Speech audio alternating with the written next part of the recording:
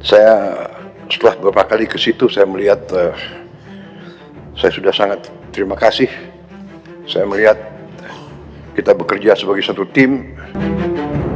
Kemarin, untuk mengawasi langsung bencana, Presiden pun harus bermalam di lokasi bencana di Provinsi Sumatera Barat.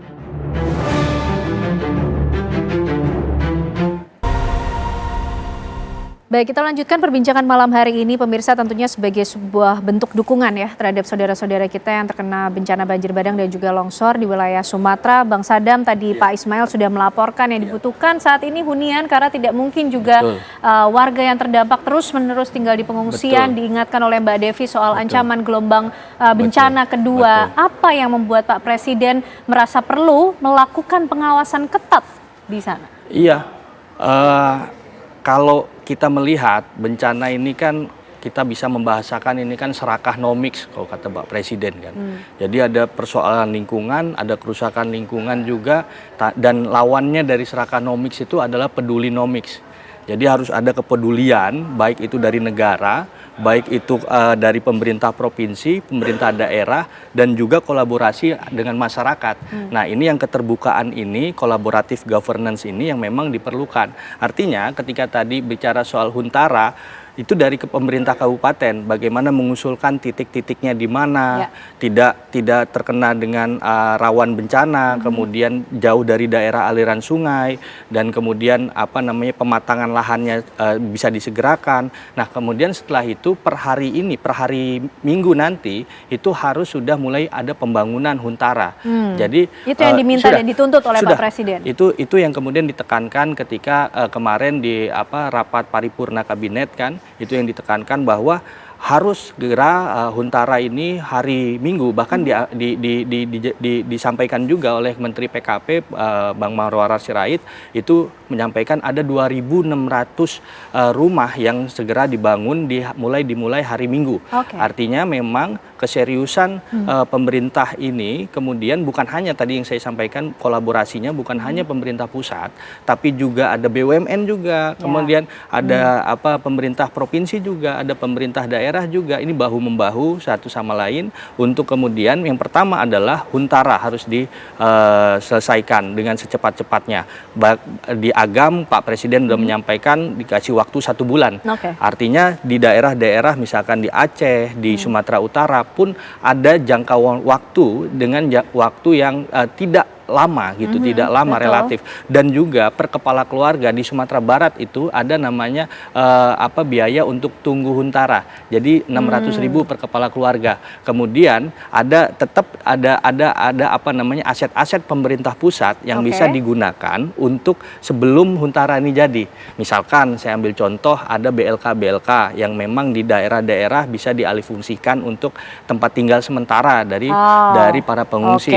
Nah, makanya kemudian kita bisa melihat ukurannya ke pengungsian ini dari 900.000 pengungsi sekarang sudah turun menjadi 500.000 pengungsi. Karena memanfaatkan ada fasilitas negara, kemudian rumah-rumah yang tadinya masih bisa ditempati, ada lumpur itu dibersihkan oleh pasukan TNI Polri dan kita juga melihat bahwa inilah penting prioritasnya juga selain tadi tentu harus ketika psikososial ini dibangun, dihidupkan kembali kegiatan sosial. Nah, KUR juga saya mau cerita soal KUR.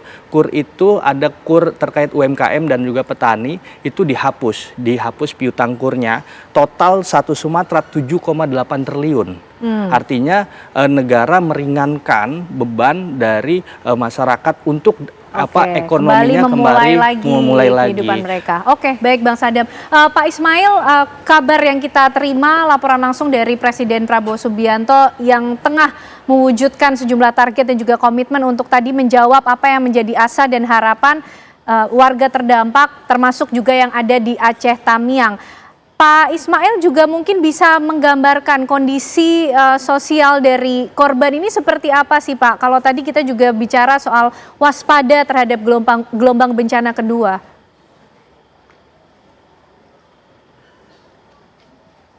Terima kasih Mbak Ana.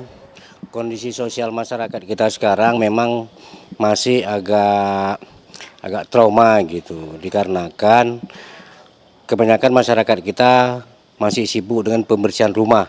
Oke. Karena rumahnya itu lumpurnya itu hampir setengah meter. Jadi maaf cerita Mbak, masyarakat kita itu belum normal kehidupannya. Baik yang di pengungsian ataupun yang pulang ke rumahnya masing-masing. Tetapi kami sebagai pimpinan daerah terus berupaya untuk memberikan yang terbaik. Salah satunya membantu mereka dengan untuk membersihkan rumah. Dan juga kami berterima kasih kepada TNI dan Polri yang telah bekerja sukarela membantu masyarakat kami, baik yang membersihkan rumah, membersihkan perkantoran, membersihkan masjid, yang membersihkan jalan dan sebagainya. Jadi sampai pada hari ini kehidupan masyarakat kita belum normal, Mbak Ane.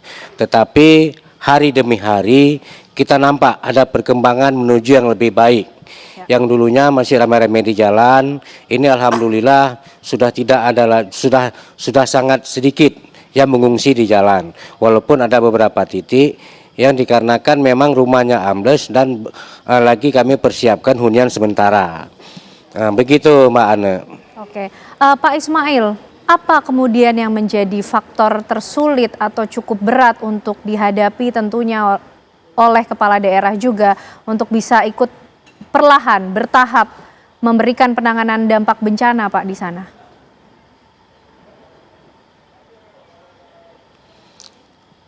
Yang tersulit itu karena karena semua sektor kami lumpuh saat banjir.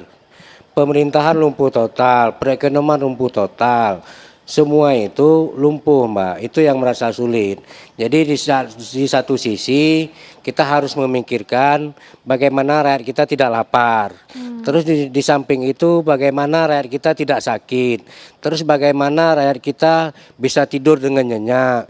Terus bagaimana rakyat kita ketika mereka pulang ke rumah tidak ada hambatan, tidak ada lumpur dan sebagainya. Artinya infrastruktur di pedesaan itu harus kita buat.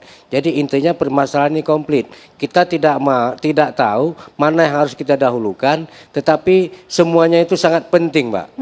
Itu belum kita cerita bagaimana anak kita sekolah nanti dan lain sebagainya. Jadi semua itu sangat butuh dan memang harus dilakukan segera dan beriringan gitu Bu, bersamaan. Begitu Mbak Ane. Oke, baik Mbak Devi. Para kepala daerah mungkin terwakili juga oleh Pak Ismail cukup kebingungan mana dulu kemudian harus dilakukan karena semua aspek kehidupan penting, ada masa tunggu juga yang harus dilewati sedangkan kehidupan sosial juga harus terus berjalan. Strategi seperti apa sih Mbak yang diperlukan? Tapi ditahan dulu Mbak Devi, sesaat lagi pemirsa kami akan kembali hadir untuk Anda.